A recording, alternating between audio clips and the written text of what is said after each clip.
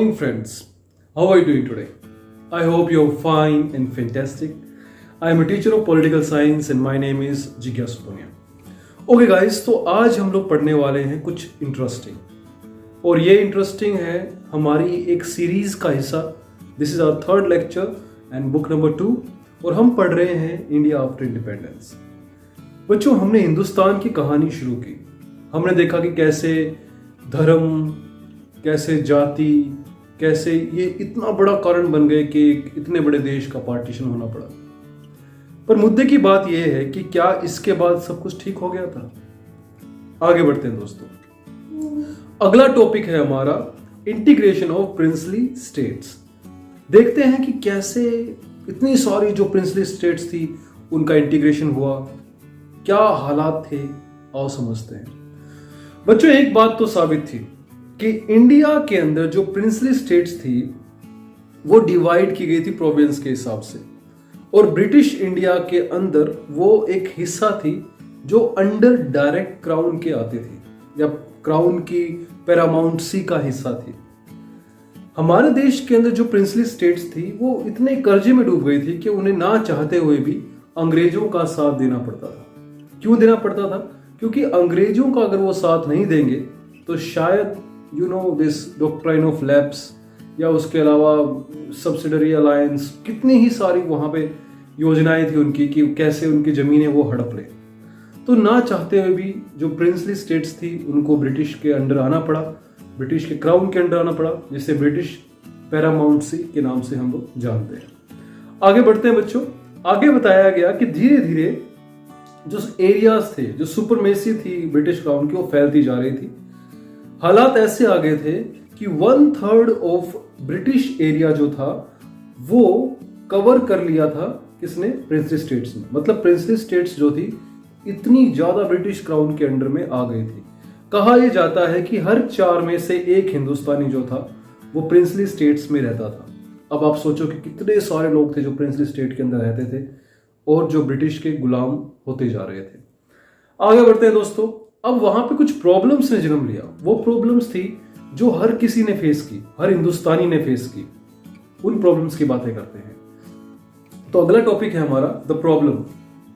अब प्रॉब्लम्स क्या थी वो देखते हैं. पहला, हमारे देश की आजादी ब्रिटिशर्स ने हमारी इंडिपेंडेंस के पहले ही अनाउंस कर दी थी. ये हम जानते हैं, इसलिए हमारा जो संविधान है वो बनाने का प्रोसेस हमने पहले ही शुरू कर दिया था.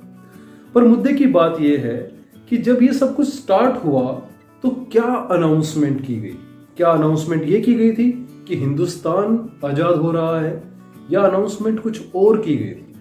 आओ देखते हैं दोस्तों. अनाउंसमेंट ये की गई थी कि जो पैरामाउंटसी है वो ब्रिटिश के अंडर में जो प्रिंसली स्टेट्स थी उनके ऊपर से भी हटने वाली. मतलब जितनी भी प्रिंसली स्टेट्स थी ब्रिटिश के अंडर में, अब वो खुद अपने आप में इंडिपेंडेंट हो जाएंगी. पर यह नहीं कहा गया कि वो इंडिया का हिस्सा रहेंगी. आगे क्या बताया गया? जब इतना सब कुछ हुआ तो लगभग 565 ऐसी रियासतें थी या प्रिंसली स्टेट्स थी जो इंडिपेंडेंट हो गई थी. अब देश के सामने एक बहुत बड़ा प्रॉब्लम जो था, या बहुत बड़ी प्रॉब्लम जो थी, वो थी इन 565 रियासतों को इंडिया के साथ मिलाना. यह आसान नहीं था. इसे करने के लिए बहुत सारी कोशिशें की गई, बहुत सारे प्रयास किए गए, जिन्हें मैं आपसे डिस्कस करने वाला हूं. बच्चों, एक सीरियस प्रॉब्लम यह थी कि जो पाकिस्तान बन गया था और हिंदुस्तान बन गया था, इसमें जो भी लोग चाहें वो अपनी मर्जी के मालिक थे, वो वहां जाके रह सकते थे. पर ये जो डिसीजन है, ये डिसीजन सिर्फ लोगों तक नहीं था. ये डिसीजन छोड़ दिया गया था प्रिंसली स्टेट्स के सामने. मतलब अगर प्रिंसली स्टेट चाहेंगी वैसा ही होगा, और ये एक प्रॉब्लम बनती जा रही थी. क्योंकि अगर प्रिंसली स्टेट्स को इतनी पावर दे दी जाएगी तो वो जनता को अपने हिसाब से गुमराह करते जाएंगे, और ऐसा ही हुआ दोस्तों. अगर हम ढंग से बात करें तो जो 565 रियासतें थी ये एक बार में ही हमारे देश से नहीं मिली. इनको मिलाने के लिए बहुत सारे काम किए गए. जैसे बहुत सारी सिचुएशन ये भी थी कि अक्सर हमें ये डर लगा रहता था कि ऐसा ना हो कि हमारे देश के बीचों बीच कोई एक ऐसी रियासत है जो अलग हो जाए. तो हमारे देश का नक्शा कुछ अजीब सा हो जाएगा। हमें अपने देश की यूनिटी पे शक होने लगा, क्या हम एक यूनिफाइड देश बना पाएंगे? और इस तरह के बहुत सारे सवालों ने हमें घेर लिया। क्या पता क्या होने वाला था? क्या हिंदुस्तान की जो एक डिग्निटी है वो बचने वाली थी, या वो अंग्रेजों की कहावत कि this country will further lead to balkanization वो सच होने वाला था?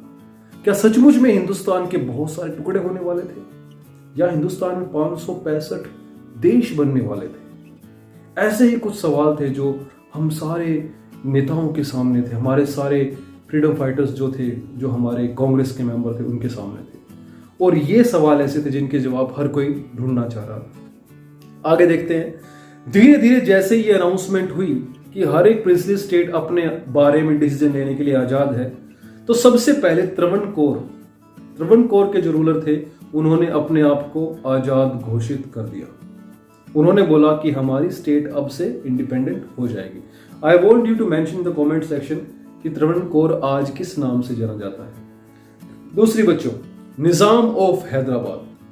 निजाम ऑफ हैदराबाद ने भी अपना मन बना लिया था कि वो पाकिस्तान के साथ मिल जाएंगे और हिंदुस्तान से अलग हो जाएंगे। हिंदुस्तान के हालात कुछ ऐसे हो गए थे कि देश के नक्शे के बीचों बीच कुछ ऐसे एरिया बनते जा रहे थे जो अलग होने की मांग कर रहे थे। तीसरा, भोपाल के नवाब। भोपाल के नवाब बड़े कंफ्यूज थे। उन्हें लग रहा था कि हिंदुस्तान से मिला जाए ना मिला जाए, और वो बड़े ही असमंजस में फंसे हुए थे। उन्हें लग नहीं रहा था कि वो हिंदुस्तान के साथ जाएंगे, और इस तरीके से वो हमारी कॉन्स्टिट्यूएंट असेंबली का हिस्सा भी नहीं बनना चाहते थे। क्या पता क्या होने वाला था। आगे बढ़ते हैं। वहीं हमने देखा कि प्रिंसली स्टेट्स जो थी, लग रहा था आने वाले टाइम में और भी ज्यादा टुकड़ों में बंटने वाली है। पर हमारी सरकार ने क्या किया? क्या हमारी सरकार के पास कोई प्लान था? क्या सरकार ने कुछ ऐसा सोचा था जो इस प्रॉब्लम का सलूशन निकाल पाए? आओ देखते हैं दोस्तों। हमारी जो इंटरिम गवर्नमेंट थी, उन्होंने कुछ ऐसा प्लान किया कि कैसे अपने आप को, डिग्निटी को, या अपने देश की वैल्यू को खत्म होने से बचाया जाए। तो हमारे देश ने क्या किया, एक फर्म स्टैंड लिया और जो जो प्रिंसली स्टेट अलग होना चाहती थी उसके अगेंस्ट अपने आप को खड़ा कर दिया। देखते देखते हिंदुस्तान की जो कांग्रेस थी उसके नेता देश के प्रिंसली स्टेट्स के खिलाफ हो गए और उन्हें अलग होने से मना करते चले गए। हालांकि ये बात उस प्लान के हिसाब से तो गलत थी जो माउंटबेटन प्लान के हिसाब से था, या जो ब्रिटिश पैरामाउंटसी के बारे में था, पर अब बात हमारे बारे में थी। अंग्रेज जा चुके थे और हमें अपने देश को बचाना था। मुद्दे की बात यह थी कि क्या ऐसा होने वाला था? आगे देखते हैं। मुस्लिम लीग ने कांग्रेस की काफी क्रिटिसिज्म किया। उनका मानना था कि ऐसा नहीं होना चाहिए, हर किसी को मौका देना चाहिए, हर किसी की जिम्मेदारी है अपने आप अपने देश को चुनने की। पर हिंदुस्तान ने एक बेहतरीन इंसान को अपने ये काम सौंप दिया। उसका नाम था the iron man of India. क्या नाम था उनका? वेरी गुड बच्चों, उनका नाम था सरदार वल्लभ भाई पटेल। सरदार वल्लभ भाई पटेल को ये जिम्मेदारी दी गई कि वो देश के यूनिटी का जिम्मा अपने सिर पे लेंगे, और उन्होंने ऐसा ही किया। उन्होंने कमाल का काम किया। उन्होंने प्रिंसली स्टेट से मिलना शुरू किया, वहां के प्रिंसेस से मिलना शुरू किया, किंग्स से मिलना शुरू किया, और उनको नेगोशिएट करना शुरू किया। उनके सामने बहुत सारी ऐसी स्कीम्स रखी। आपको पता होगा प्राइवेट पर्सेस के बारे में, या उनको लैंड अलॉट करने के बारे में, या उनको पेंशन देने के बारे में। बहुत सारे ऐसे प्लान दिए गए, और इस तरीके से 565 रियासतें धीरे धीरे धीरे धीरे हिंदुस्तान के साथ मिलती चली गई। एग्जाम्पल के तौर पे आपकी बुक में बताया हुआ है बच्चों, उस समय करीबन 26 स्टेट्स हुआ करती थी। उड़ीसा जो कि आज एक स्टेट है, उसके अंदर 26 स्टेट्स। वहीं सौराष्ट्र नाम की एक जगह थी, गुजरात और महाराष्ट्र को मिलाकर ये बनती थी। उसके अंदर लगभग 14 बड़ी स्टेट्स हुआ करती थी, और ऐसे ही करीबन 119 स्मॉल स्टेट्स में हमारा एडमिनिस्ट्रेशन बटा हुआ था। ये सारी प्रॉब्लम्स को सोल्व करने का जिम्मा था सरदार वल्लभ भाई पटेल के सिर। आगे बढ़ते हैं दोस्तों। आगे 3 कंसिडरेशंस पे ध्यान दिया गया। The 3 considerations were, first, government ने किन बातों को लेकर अपनी अप्रोच बढ़ाई, उन 3 बातों पे हम ध्यान दे रहे हैं। पहला क्या था? गवर्नमेंट चाहती थी कि जो प्रिंसली स्टेट के लोग हैं वो जो चाहते हैं वो हो, और प्रिंसली स्टेट के लोग जो थे वो चाहते थे कि वो हिंदुस्तान के साथ मिलकर रहें, क्योंकि हमारी भाषा एक थी। बहुत सारे लोग ऐसे थे जो हिंदू धर्म के थे और उन्हें लगता था कि सरकार के साथ मिलकर रहेंगे तो शायद उनका फेवर हो पाएगा। दूसरा पॉइंट ये था कि हमारी गवर्नमेंट जो थी वो फ्लेक्सिबल हो गई। उसने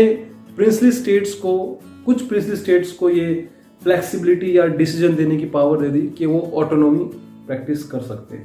मतलब नेगोशिएशन का एक हिस्सा था ये कि कुछ प्रिंसली स्टेट्स को ये कहा गया कि आप अपने हिसाब से कुछ इंटरनल कामों में अपने आप को इन्वॉल्व कर सकते हैं जो सरकार के साथ मिल करके आप करेंगे। तीसरा पॉइंट इसके अंदर आता है बच्चों, डीमार्केशन ऑफ टेरिटरी। मतलब अब जो 565 रियासतें थी अब वो स्टेट्स बनने वाली थी। तो कौन सी स्टेट किस प्रिंसली स्टेट को काटेगी, किस प्रिंसली स्टेट का हिस्सा किस स्टेट में जाएगा, ये सारी चीजें जो थी वो 3 बड़ी कंसिडरेशंस हमने नेगोशिएशन के तौर पे सारी स्टेट्स के सामने रखी और प्रिंसली स्टेट्स ने इसे माना भी। हिंदुस्तान बनने की कहानी अभी शुरू हुई है और ये बहुत बेहतरीन जर्नी है। मैं कोशिश करूंगा कि मैं सारे पॉइंट्स बहुत बारीकी से और सेंसिटिविटी से और इमोशन के साथ सामने रखूं। आई होप आपको ये अच्छे लग रहे होंगे लेक्चर। प्लीज़ मेंशन करें अपने व्यूज़ कमेंट सेक्शन में। Thank you and do visit my website www.jigyasupunia.in and please do like, share and do subscribe. Thank you guys. Have a nice day. Bye bye.